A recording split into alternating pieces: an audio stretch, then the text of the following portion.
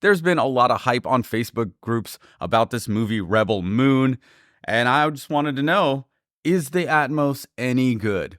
So I've got an expert here who's going to talk me through this. So, how was the Atmos in this movie? Literally non-existent.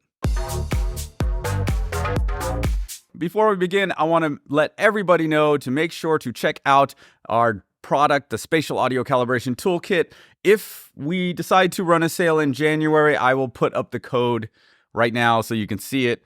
I don't know. Still kind of thinking about it. But anyway, you want to test out your system. You want to make sure you get the most out of your system. You go to spatialcd.com and get your copy today. But what do you mean? There's all these spaceships flying around, spaceships landing, dust flying around. Nope, nothing. For real? There's nothing going on? There's a scene where there's all this rain. There's no rain coming from the height channel? Not one bit. What kind of Atmos are we seeing or are we experiencing? Well, there's a lot of cinematic strings, angelic choral singing, and that sort of thing. All right, so Rebel Moon and everybody on a Facebook group saying, oh, the Atmos is great, the Atmos is great. Atmos is non-existent, essentially. So I don't have a fancy schmancy Denon AVR. All I did was very simple. I unplugged the negative pole for every ear level speaker I have. I have a 5.1.4. I was listening to the movie with the LFE and the height channels, and wow, there's a lot of LFE. There's a lot of great LFE, and I think that's what's kind of, not overwhelming people, but I think that's the most noticeable thing about the soundtrack in this movie is the LFE, and they use it very well. As soon as a spaceship comes flying in, you get that sense of like, oh, something big's coming in, right? So that's good. The Atmos, however, non-existent. I'm looking at my computer right now. I've got notes from like 3 minutes, 52 seconds in, all the way to like an hour, 22 in. And there were sections of the movie where like 10, 20 minutes goes by and nothing. I didn't even realize the movie was still on because there's nothing coming from the height channels. And then all of a sudden I hear some, it's like the beginning of Halo, like angelic choral singing or something like that. So I didn't want this video to be like a total bitch fest where like I keep complaining about what they did wrong. But instead, I wanted to make this essentially an interactive Atmos video. I haven't done one of those, for a while. So here we are in 2024. And yeah, I figured let's do that. So there's a scene where it's all raining and they're going to look for somebody, and this is a huge missed opportunity because we should be hearing rain sounds from the height channels. I made an Atmos file for you guys to play in your home theater so you can hear what I'm talking about.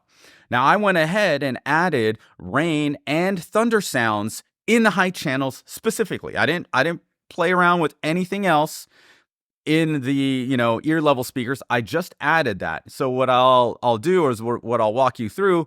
The video will have just the vocals in the center channel alone by itself.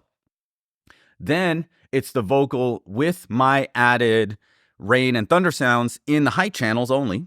So center channel and front and rear heights. Then I'm going to play the vocal with the stereo master, which you'll hear in the movie, and then all of them together. Now, I sent this over to Elon Osborne. What up, Elon? Thank you for testing this out for me. And he was very surprised. He said, you actually added in that rain and thunder sounds. He said it was like seamless from the movie. He didn't think that was added in later. And truth be told, it took me about maybe like 20 minutes to find the right type of thunder and rain sounds to add into the movie that wouldn't detract or be completely obvious. I wanted to make sure that the sounds I put in felt like they were there from the beginning. And I think I pulled it off. So download the file in the description box there. Put it on a USB drive, put in your Blu-ray player. It's an MP4, so you should be able to play it in pretty much everything. I think Roku Ultra, if you have one with a USB drive, you can play it in that. All of the Blu-ray players except for the Panasonic players. Sorry, Panasonic owners.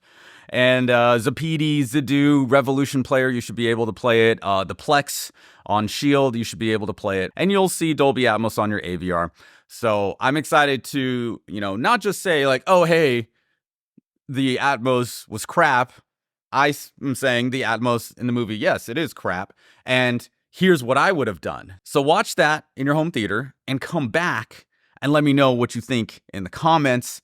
And how did it sound for you? And did you like it? And should I do more of these? And that's about it. Enjoy. Happy New Year, everybody. Let's go.